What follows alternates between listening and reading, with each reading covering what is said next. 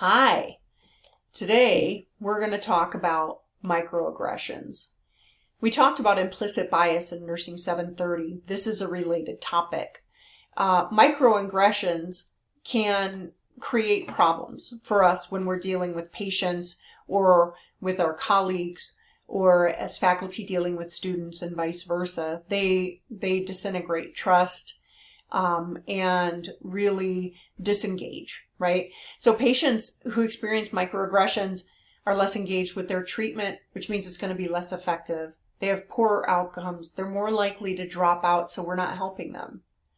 They represent a form of institutional betrayal because they're symbolic of organizational failure to respond to discrimination.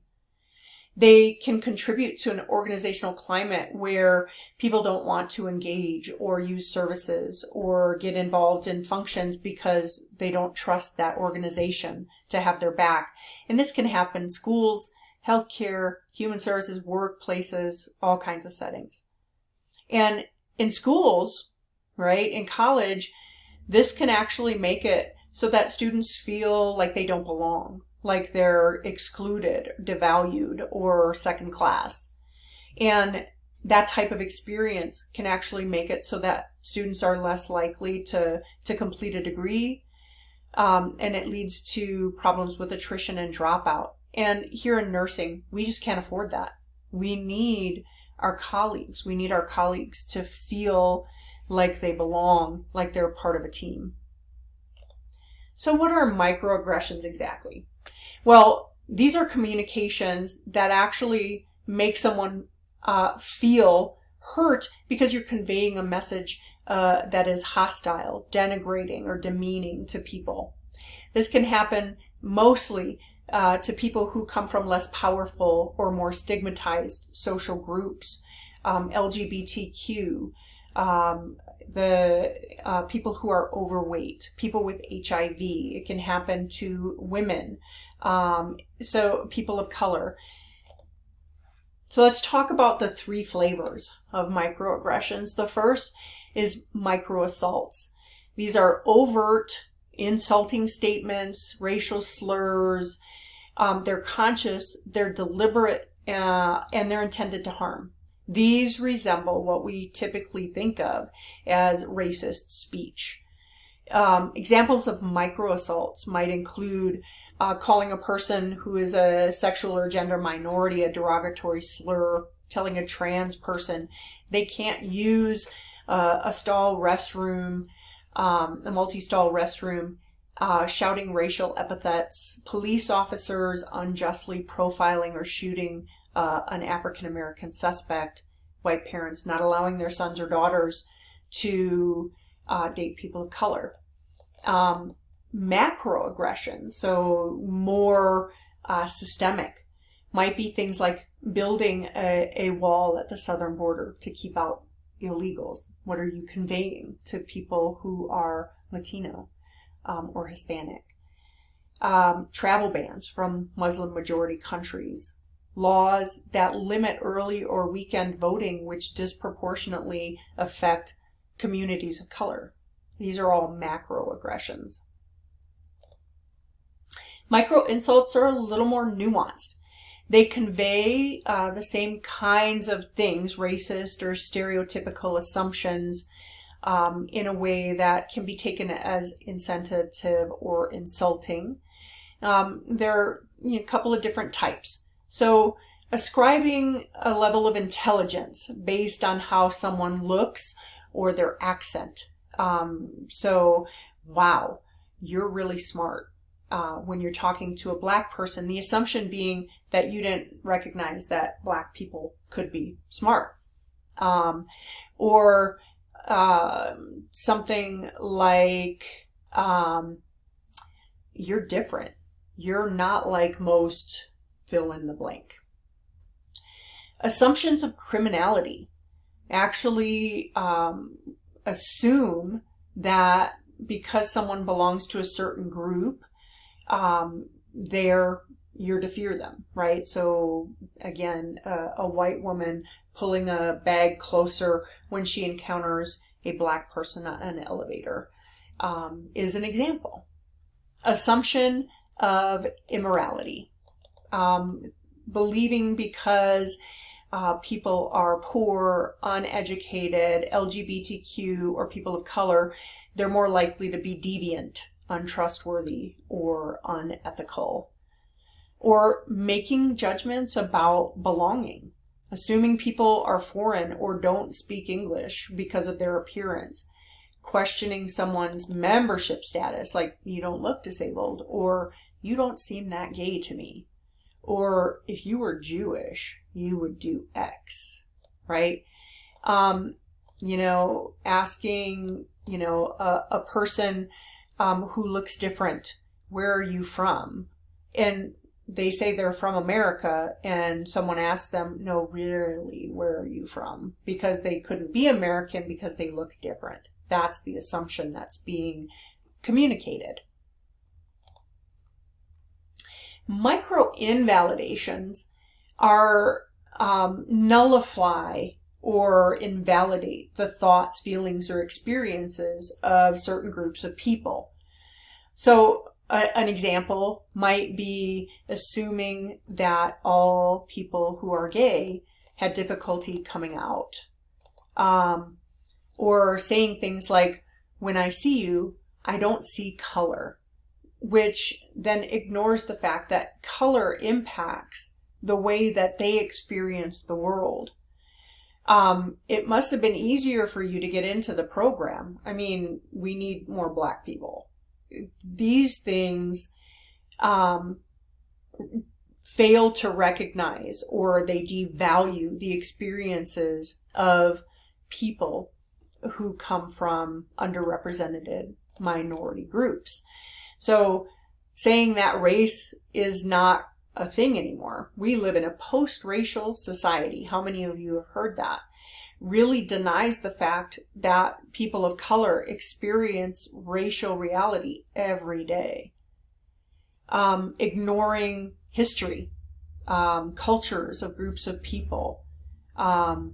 Lots of these kinds of discussions around, for instance, the history of the Civil War, when people say that it wasn't about slavery, really denies the lived experience of a whole group of people and their ancestors. So microaggressions can happen to all different types of people. As I said earlier, racial microaggressions might include unjustified questioning by police or threats. I have a friend, a colleague actually, who was pulled over once upon a time. He had a taillight out. And the officer asked him, what did he do for a living that he could afford that car? And is that car really yours? Unfair labor practices, second-class healthcare. We talked about that in 730, and their outcomes are poorer because of it.